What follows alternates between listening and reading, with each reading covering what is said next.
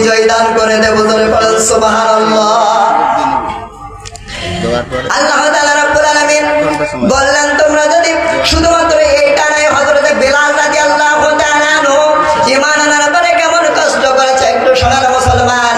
হযরত বেলাল রাদিয়াল্লাহু তাআলা আনহু ঈমান আনার পরে হযরত বেলাল রাদিয়াল্লাহু তাআলা আনহুকে কাফিররা ধরে উত্তপ্ত বালির উপরে হযরত খাব্বাব রাদিয়াল্লাহু তাআলা আনহুকে উত্তপ্ত কয়লার উপরে শুইয়ে দেওয়া হলো।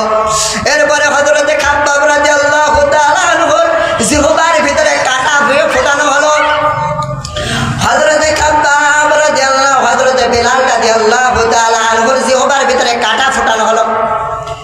হযরত বেলাল রাদিয়াল্লাহু তাআলা আনহুকে বললেন, ও বেলাল, তুই যদি ঈমান ছেড়ে দিস তাহলে তোকে অনেক ধন সম্পদ দেওয়া হবে, তোকে আমরা আর মারবো না, তোকে যে মারতে চেয়েছিলাম আর মারবো না, যদি তোরা মুহাম্মাদের ওই যে মুহাম্মদ যে ধর্ম এনেছে ওই ধর্ম তোরা ছেড়ে দে। হযরত বেলাল রাদিয়াল্লাহু তাআলা আনহু বললেন, ও কাফেররা, তোমরা যদি আমাকে মারতে মারতে মেরে ফেলো, আমি কখনো কোনোদিনও ঈমান ছেড়ে দেব না।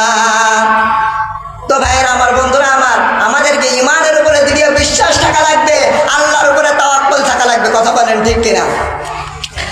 বিশ্বাস এরকম থাকা লাগবে যে আল্লাহ তাআলা রব্বুল আলামিন যে আপনাকে বান্দা হিসেবে বানিয়েছে, আমাদেরকে এইটা বুঝতে হবে যে আল্লাহ তাআলা আমাকে যে বানিয়েছে আল্লাহর সামনে আমাকে উপস্থিত হতে হবে। কথা বলেন ঠিক কিনা? আল্লাহ তাআলা রব্বুল আলামিন বলেন, কুল্লুহুম আতিহি ইয়াউমাল কিয়ামাতি ফারদা।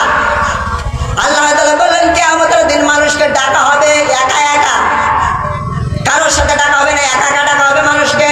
আপনি এবার বলেন, আল্লাহ তাআলা যদি আপনাকে একা একা ডেকে বলে, বান্দা তুই কি সুদ খেয়েছিস, তুই কি ঘুষ খেয়েছিস, তুই কি মানুষের হক ফাঁকি দিয়েছিস, আপনি কি হিসাব দেবেন? কেন আমি তো এটা করেছি। কথা বলেন না কেন?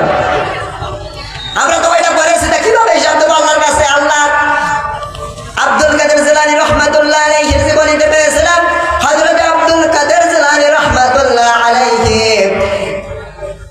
সামনে এসে একটা কুত্তার জবান খুলে গেছে।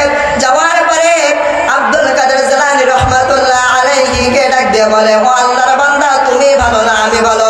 হযরত আব্দুল কাদের জিলানী রাহমাতুল্লাহ আলাইহি বললেন, আমি যদি বলি কুত্তা তুই ভালো, তাহলে আল্লাহর আয়াতের অস্বীকার হয়ে যায়। ওয়ালাকাদ কাররামনা বানি আদম, আমি আদম সন্তানকে শ্রেষ্ঠত্ব দান করেছি, আল্লাহর আয়াতের অস্বীকার হয়ে যায়।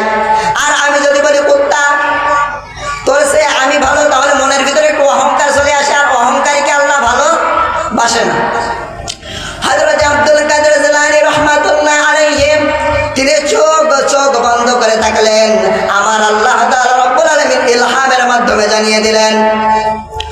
হযরত আব্দুল কাদের জিলানী রাহমাতুল্লাহ আলাইহি তিনি কিছুক্ষণ চুপ করে থাকলেন, চোখটা খুলে বললেন, ও কুত্তা, তুমি শুনে রাখো, কিয়ামতের ময়দানে যদি আমার রব আমাকে মাফ করে দেয় তাহলে তোর চেয়ে আমি ভালো, আর যদি কিয়ামতের ময়দানে আমার রব যদি আমাকে মাফ না করে দেয় তাহলে তোর চেয়ে আমি খারাপ, কেননা তোর কোনো বিচার নেই। কথা বলেন ঠিক কিনা?